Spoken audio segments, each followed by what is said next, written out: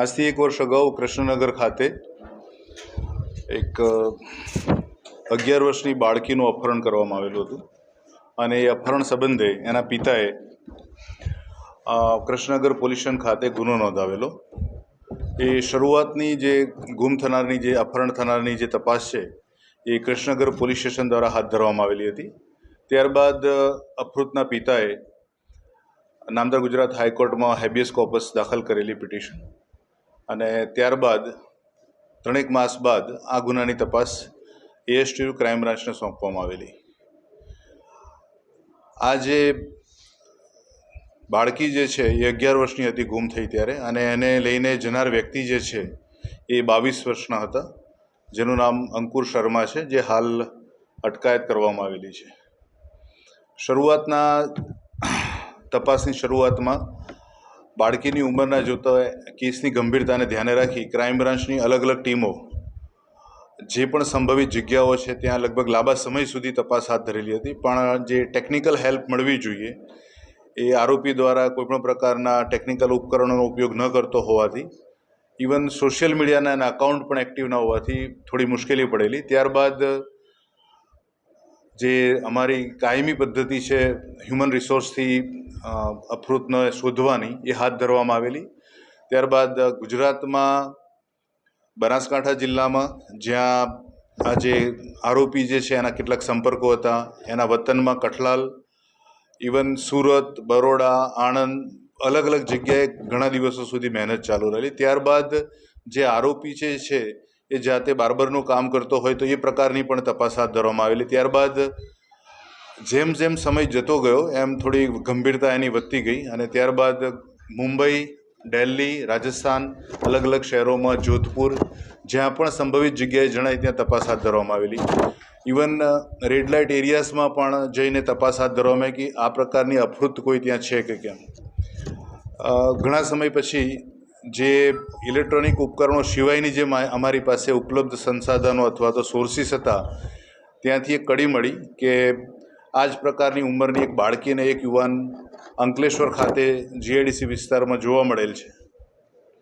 એટલે અમારી ટીમ ત્યાં પણ કામે લાગી અને ગઈકાલ સવારે એ લોકોને ત્યાંથી અમરદીપ આઈસ ઇન્ડસ્ટ્રીઝ કરીને જે ફેક્ટરી છે ત્યાં જે આરોપી જે છે કામ ત્યાં નોકરી કરતો હતો અને એમના જે રહેણાંક કંપની તરફથી ફાળવવામાં આવેલો હતો ત્યાંથી આ બંને જણા મળી આવેલા છે।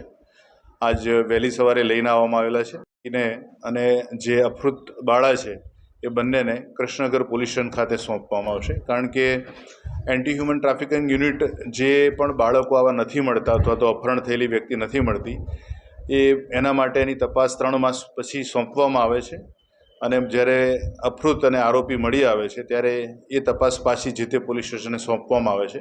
એટલે હવે આગળની તપાસ કૃષ્ણનગર પોલીસ સ્ટેશન હાથ ધરશે।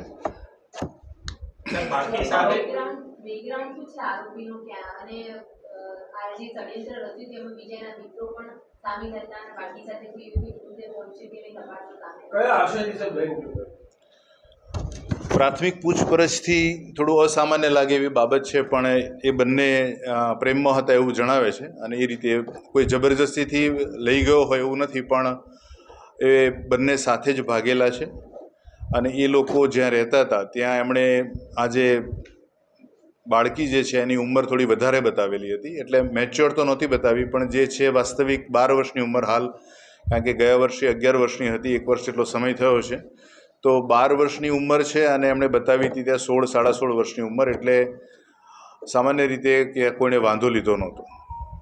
આ જે છે એ અમદાવાદમાં કૃષ્ણનગર વિસ્તારમાં બાર્બર શોપમાં કામ કરતો હતો અને એ મૂળ ખેડા જિલ્લાના કઠલાલની પાસે આવેલા ગોગાવાડા ગામનો છે।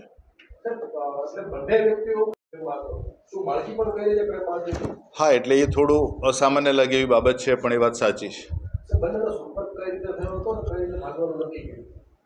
જે બાળકી જે છે જે નરોડા કૃષ્ણનગર ખાતે જે રહે છે ત્યાંની સોસાયટી સામે જ આ આરોપી અંકુર બાર્બર શોપમાં કામ કરતો હતો અને એની રીતે પરિચયમાં આવેલો।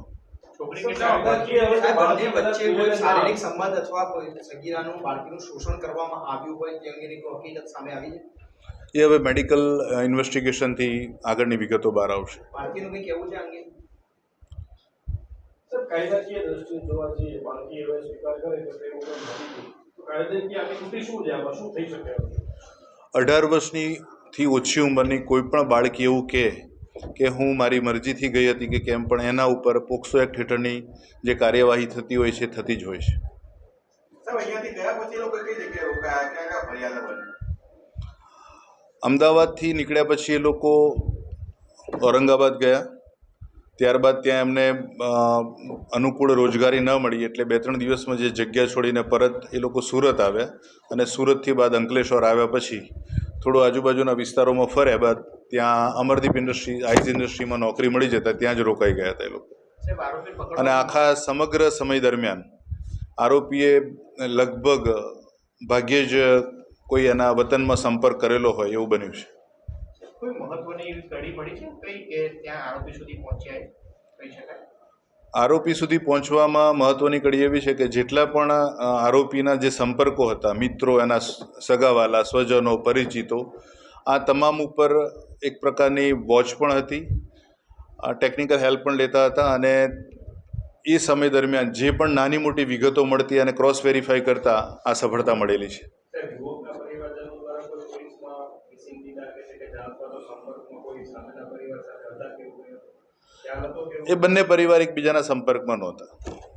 આરોપીએ સર પ્રાથમિક તપાસમાં કોઈ કબૂલાત કરી જેને શોષણ કર્યું હોય કે સંબંધ બાંધ્યા હોય? બહુ સામાન્ય રીતે 1 વર્ષથી જે સાથે રહેતા હતા એટલે હવે પછી જે પણ મેડિકલ ઇન્વેસ્ટિગેશનમાં બહાર આવશે એ પ્રમાણે જણાવશું. ઓકે.